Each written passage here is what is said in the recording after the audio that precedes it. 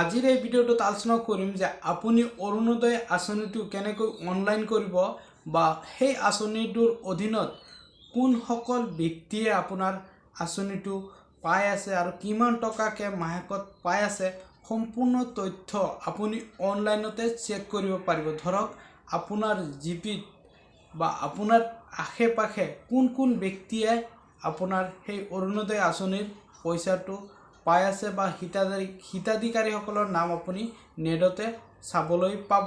আৰু যদি বিচাৰে আপুনি যে সেই ব্যক্তি উপযুক্ত নহয় বা যিটো পাই আছে হিতাধিকাৰীজন আচলতে সেই অৰুণোদয় আঁচনিৰ অধীনস্থ হ'ব নালাগিছিল বা সেইটো উপযোগী নহয়, তো আপুনি নিজে অনলাইনত কমপ্লেইন কৰিব পাৰে।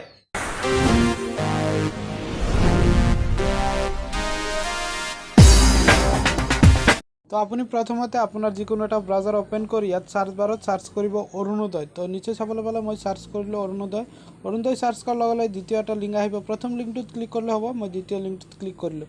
কৰাৰ পিছত হোম পেজ খোল খাই যাব। তো ইয়াত ভিউ ষ্টেটাছ, ৰেইজ এ কমপ্লেইন আৰু ছাবমিট গ্ৰিভেন্স। তো ইয়াত মই ভিউ ষ্টেটাছত ক্লিক কৰিলোঁ, যিহেতু মই লিষ্টসমূহ চাব বিচাৰোঁ। তো আপুনি যদি বিচাৰে চেক কৰিবলৈ তো আপোনাৰ ডিষ্ট্ৰিক্টটো চিলেক্ট কৰক।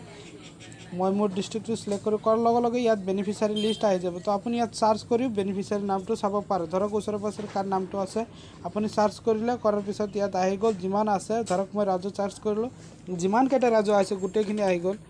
তো ইয়াত ৰাজু ভট্ট বুলি আহিছে। তো ধৰক এই এক্সাম্পল হিচাপে এইটোৱে লৈছোঁ, ইয়াৰ এগেইনষ্টত কমপ্লেইন কৰিব লাগে।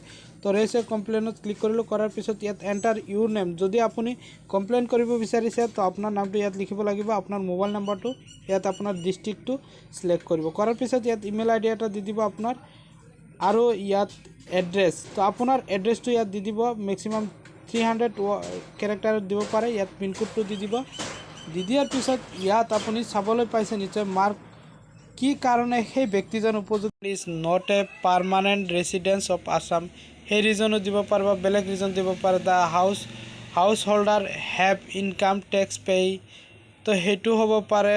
বা the house holder own more than 15 bigha of agriculture land, এইটো ৰিজনো হ'ব পাৰে। যিটো ৰিজন হয় সেই ৰিজনটো আপুনি টিক চিন দি দিব। দি দিয়াৰ পিছত আপুনি য'ত তেখেতৰ লিষ্টটো চাবলৈ পাইছিলে, তো সেই লিষ্টটো আপুনি য'ত তেখেতৰ নাম আছে তাতে স্ক্ৰীনশ্বট দি ৰাখিব। তো স্ক্ৰীনশ্বটটো আপুনি ইয়াৰ আপলোড দিব লাগিব। তো মই স্ক্ৰীনশ্বটটো য'ত ৰাখিছোঁ মই চিলেক্ট কৰি আছোঁ, তো স্ক্ৰল ডাউন কৰি আছোঁ। তো আপুনি নিশ্চয় চাবলৈ পালে আপোনাৰ য'ত আছে স্ক্ৰীনশ্বটটো সেইটো চিলেক্ট কৰি দিব। ফৰ এক্সাম্পল হিচাপে এইটোৱে লৈছোঁ, অ'পেনত ক্লিক কৰি তো নিশ্চয় চাবলৈ পালে ছাবমিট ইউৰ কমপ্লেইনত ক্লিক কৰি ছাবমিট কৰি দিব। আশা কৰিছোঁ ভিডিঅ'টো আপোনাৰ নিশ্চয় ভাল লাগিছে। যদি ভাল লাগিছে নিশ্চয় এখন লাইক কৰিব আৰু আপোনালোকৰ বন্ধুসকললৈ শ্বেয়াৰ কৰি জনাই দিব। আৰু এটা অনুৰোধ, যদি আপুনি এই চেনেলটো ছাবস্ক্ৰাইব কৰা নাই বা আপুনি এই চেনেললৈ নতুন আহিছে, তেন্তে চেনেলৰ কাষতে ওলাই ৰঙা ছাবস্ক্ৰাইব বাটনটো আপুনি টাচ কৰি ছাবস্ক্ৰাইব কৰি দিব, আৰু লগতে ওলাই বেল আইকনটো আপুনি টাচ কৰি অন কৰি ৰাখিব, যাতে মই আপোনালোকৰ এনেকুৱা হেল্পফুল ভিডিঅ' যেতিয়া আপলোড দিম আপুনি লগে লগে নটিফিকেশ্যন